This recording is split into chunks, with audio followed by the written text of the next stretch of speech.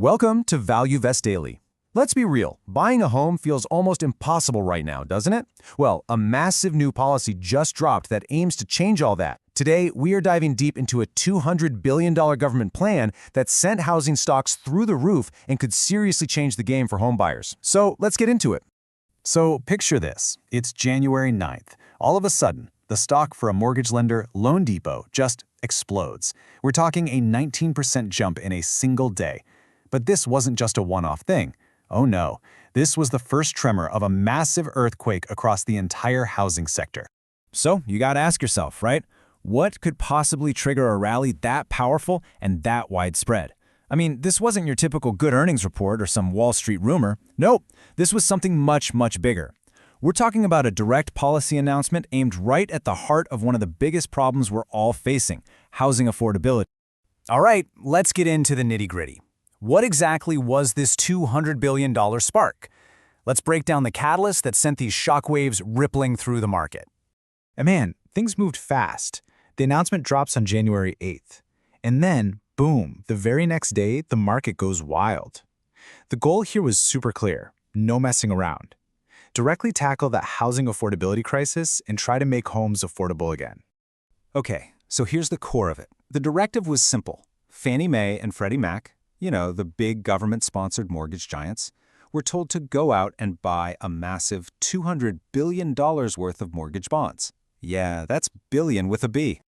Okay, but wait a second. How does buying a bunch of bonds help someone like you or me get a better deal on a house? It's a fantastic question, and it's kind of like a quick economics lesson. Let's see how this all connects.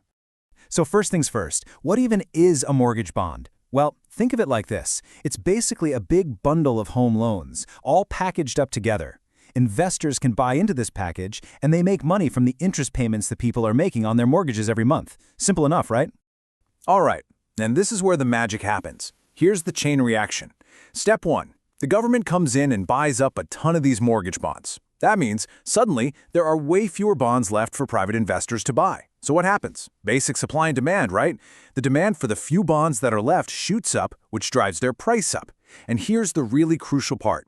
In the world of bonds, when the price goes up, the yield, which is basically the interest rate, goes down. And that lower yield is what gets passed on to you, the home buyer, in the form of lower mortgage rates. It's like a seesaw, really. Bond prices up, mortgage rates down. So what's the bottom line for your wallet? Well, the goal is to take the average 30-year fixed mortgage rate from around 6.2% and shove it down into the mid-5s. And let me tell you, that little percentage drop can mean hundreds of dollars back in your pocket every single month. That's a huge deal. Now, anytime the government makes a move this big, you know there are going to be clear winners. The question for investors is, who are they? Let's identify the key sectors that stand to benefit. And wow, look at this chart. It shows you the immediate reaction, loud and clear. Mortgage lenders, they're on the front lines. They saw the biggest pop, almost 20%. But right on their heels, you've got real estate, tech companies, and home builders. This is basically the market screaming at us, telling us exactly where it thinks the money's about to flow. And if we look at some specific companies, it makes perfect sense. You take someone like rocket companies. Their whole business is writing loans. Lower rates? That's just more business for them, both new loans and refinancing. Then you've got a builder like Horton. Cheaper mortgages mean more people can actually afford to buy the houses they build. And for a tech platform like Opendoor, which thrives on a busy market, well, this is like pouring jet fuel on their business model. So for investors, this whole situation is screaming one thing: value play. Think about it. The housing sector has been getting hammered for years because of high interest rates. This policy feels like a massive tailwind, a real shot in the arm that could finally kick off a serious recovery. But hold on, it's not all sunshine and roses. A smart investor always looks at both sides, right? So let's talk about the risks versus the rewards here, because there are definitely some big question marks. And really, the whole debate comes down to this simple comparison. The bull case, the reward, is that rates fall, housing demand roars back to life, and we kick off a multi-year recovery. The bear case, the risk, is that, well, the impact is just a little meh. Maybe the rates don't drop enough to matter, or maybe the rest of the economy slows down and just cancels out all the good stuff.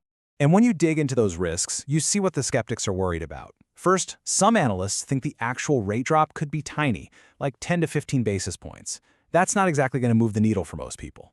Then there's the question of speed. How fast can they even get this money into the market? But maybe the biggest risk of all, this whole thing could be working directly against the Federal Reserve.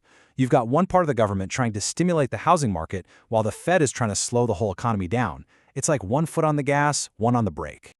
Which brings us to a classic piece of investing advice, and it's a good one. Avoid chasing pops.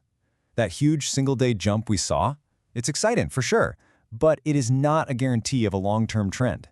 A lot of the time, the smartest move is to just wait for confirmation. Let the dust settle and see if this is real momentum or just a flash in the pan. Okay, before we wrap this up, our usual reminder, this content is for informational purposes only. We're here to help you understand what's happening, but this is not financial or tax advice. Always do your own research and talk to a professional.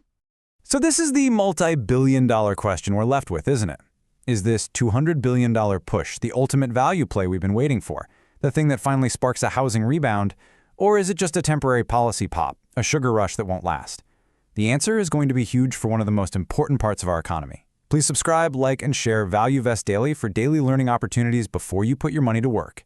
And one more thing, please put in a comment if you want us to deep dive into any specific high-risk/reward opportunities. Thanks for watching.